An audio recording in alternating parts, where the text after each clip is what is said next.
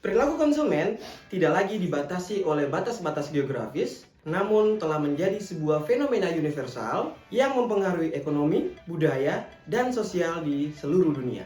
Saya Dodi Hieronymus, selamat datang di kelas Perilaku Konsumen Perspektif Global.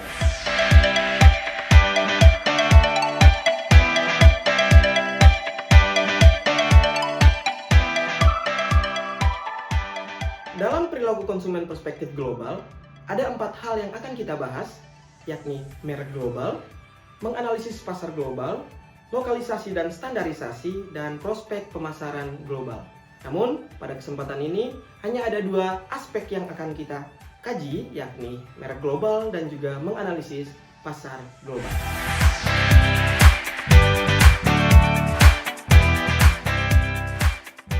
Banyak sekali merek global yang terkenal dan mendapat respon positif dari konsumen. Beberapa yang terkenal diantaranya adalah Nike, Coca-Cola, dan juga Apple. Perubahan membawa dampak yang sangat signifikan. Di saat pasar berubah, perilaku konsumen ikut berubah sehingga menuntut strategi pemasaran yang berbeda pula. Produk global memahami aktivitas ini, sehingga komunikasi yang digunakan tidak lagi berfokus pada produk atau yang kita kenal dengan marketing 1.0. Nike misalnya, tidak pernah Nike mengkomunikasikan produknya secara fungsional seperti sepatu kami bagus, tahan lama, enak dipakai, dan lain sebagainya. Kemudian sebenarnya apa yang dijual oleh Nike? Nike menjual olahraga, Nike menjual hidup sehat, Nike menjual sportivitas, Nike menjual winning, menjual mentality, dan lain sebagainya. Lihat saja tagline-nya, just do it, atau komunikasi di campaign-campaign yang besar, misalnya find your greatness, atau there is no finish line, you can do it, you can be stopped, dan lain sebagainya. Atau yang lain, Coca-Cola misalnya. Coca-Cola tidak pernah menjual minuman yang meredakan haus. Tapi lihat apa yang Coca-Cola lakukan. Coca-Cola mengkomunikasikan sesuatu yang melebihi itu. Taste the feeling, atau open your happiness. Kemudian contoh yang lainnya, Apple misalnya. Apple nggak jualan gadget. Yang Apple jual adalah style. Yang Apple jual adalah simplicity. Yang Apple jual adalah kemudahan, bukan jualan gadget. Atau yang sekarang yang mungkin lagi tren, Apple menjual gengsi, terkhusus untuk generasi Z. Mengapa hal itu bisa terjadi? Karena produk-produk global yang sudah kita pelajari sebelumnya sangat memahami perilaku konsumen global.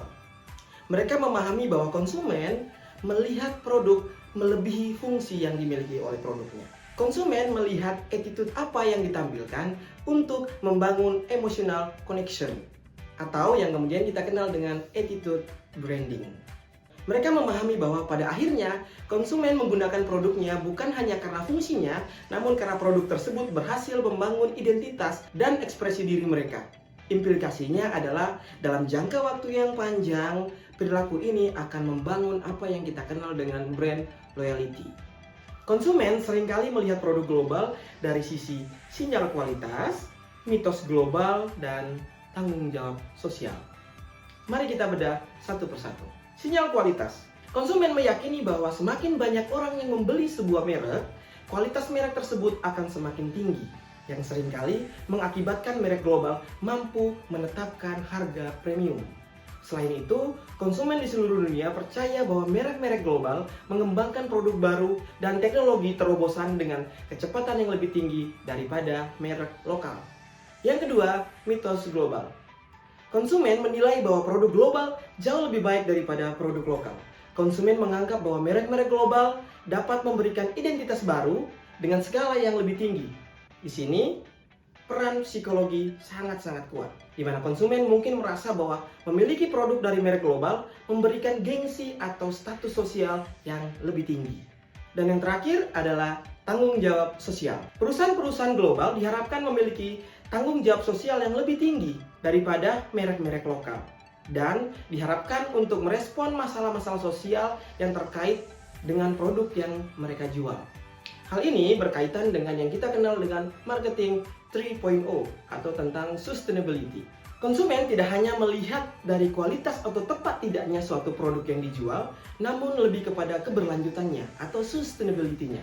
Orang-orang memilih brand mulai mempertimbangkan, aku pilih brand ini apakah dia peduli lingkungan atau tidak, apakah dia peka terhadap isu-isu sosial atau tidak, dan lain sebagainya.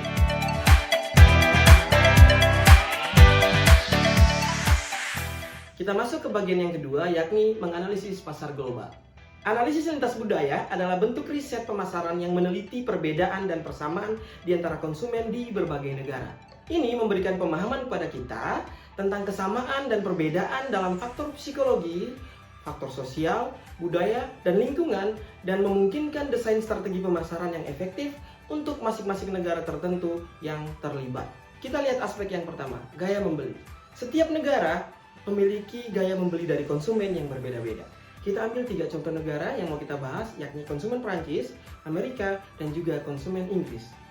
Konsumen Prancis seringkali sangat sadar dengan mode dan cenderung mengutamakan kualitas dan desain dalam pembelian mereka.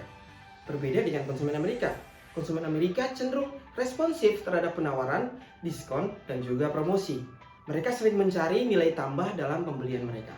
Sedangkan konsumen Inggris biasanya menerima praktik antrian dan menunggu lebih baik daripada beberapa negara yang lain.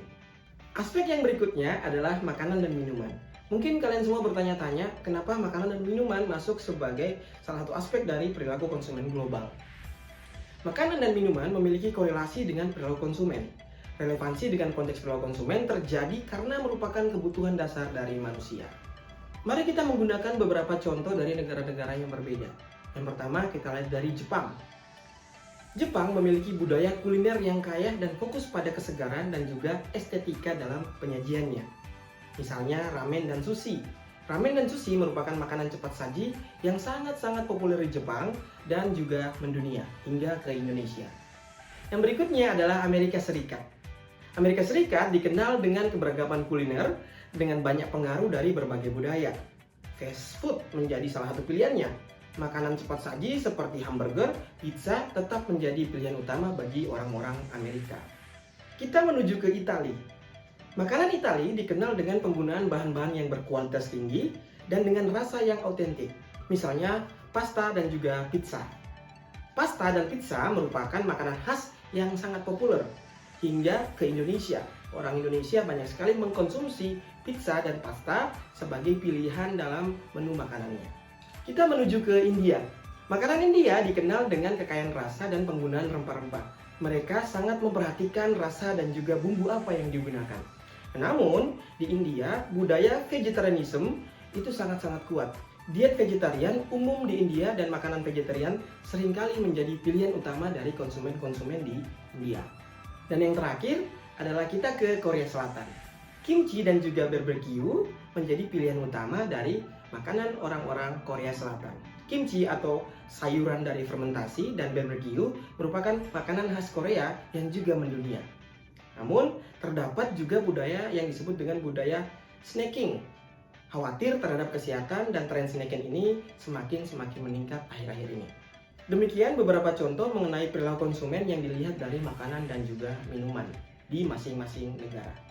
Aspek yang berikutnya adalah warna dan juga artefak. Warna sering digunakan untuk menunjukkan suasana hati, perasaan, atau bahkan keyakinan agama seseorang. Sebagai contoh, di Indonesia, merah muda dianggap sebagai warna yang sangat-sangat feminim, sedangkan biru dianggap sebagai warna yang maskulin. Sebaliknya, warna putih biasanya dianggap sebagai makna yang positif, suci, murni, ataupun bersih. Nama-nama warna dan juga artefak berbeda tergantung dari mana seorang tinggal di dunia ini. Di Belanda misalnya, warna biru menunjukkan kehangatan. Di Iran menunjukkan kematian. Di Swedia menunjukkan kedinginan. Dan di India menunjukkan kesucian. Di sebagian besar negara di dunia, biru adalah warna maskulin, tetapi tidak sekuat merah di Inggris dan juga di Prancis. Warna kuning di Amerika Serikat melambangkan murahan, dan di Prancis melambangkan ketidaksetiaan. Oke, pemahaman akan warna di atas dapat diterapkan pada produk dan mengalami keberhasilan maupun juga sebaliknya. Sebagai contoh, agar relate dengan pembahasan kita sebelumnya mengenai makanan dan juga minuman, beberapa restoran yang menjual makanan dan minuman seringkali menggunakan warna merah dan juga warna kuning sebagai warna yang dipilih untuk desain interiornya. Sesuai filosofinya, warna merah melambangkan rasa lapar, sehingga pemilik bisnis mengharapkan pengunjung yang datang ke restorannya merasa sangat lapar dan segera memesan makanan yang disediakan. Sedangkan warna kuning, filosofinya adalah kegembiraan, di mana pengunjung restoran diharapkan untuk selalu happy, nyaman ketika menggunakan jasa di restoran tersebut. Berikutnya adalah artefak. Artefak seperti kemasan produk, label, atau desain interior toko dapat mempengaruhi persepsi pelanggan tentang kualitas produk atau sebuah layanan. Kemasan produk yang indah atau desain interior yang menarik dapat membuat produk atau layanan tersebut terlihat lebih eksklusif atau lebih berkualitas. Artefak juga dapat mempengaruhi sejauh mana produk atau layanan tersebut dianggap mudah digunakan atau ramah pengguna. Misalnya, desain produk elektronik atau situs web yang dirancang dengan mudah agar mudah digunakan dan dapat meningkatkan kepuasan dari pelanggan atau satisfaction. Artefak dapat mempengaruhi pengaruh sosial. Misalnya, tas tangan dengan logo dan merek terkenal dapat berfungsi sebagai simbol sosial ekonomi atau simbol dalam meningkatkan status dari sosial ekonomi seseorang.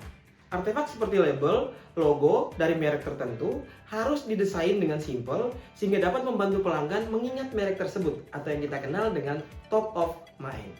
Perusahaan-perusahaan seringkali menggunakan psikologi warna dan juga desain artefak untuk mempengaruhi persepsi dan juga preferensi pelanggan untuk mencapai tujuan bisnis mereka. Kombinasi yang tepat antara warna, desain, dan juga artefak lainnya dalam branding, kemasan produk, dan pengalaman pelanggan dapat sangat mempengaruhi perilaku dari konsumen tersebut. Dengan mempelajari diferensiasi warna dan artefak masing-masing negara, kita dapat mengetahui perilaku konsumen pada negara setempat sehingga produk dapat didesain dengan menyesuaikan pada pilihan warna dari konsumen yang mau kita tuju.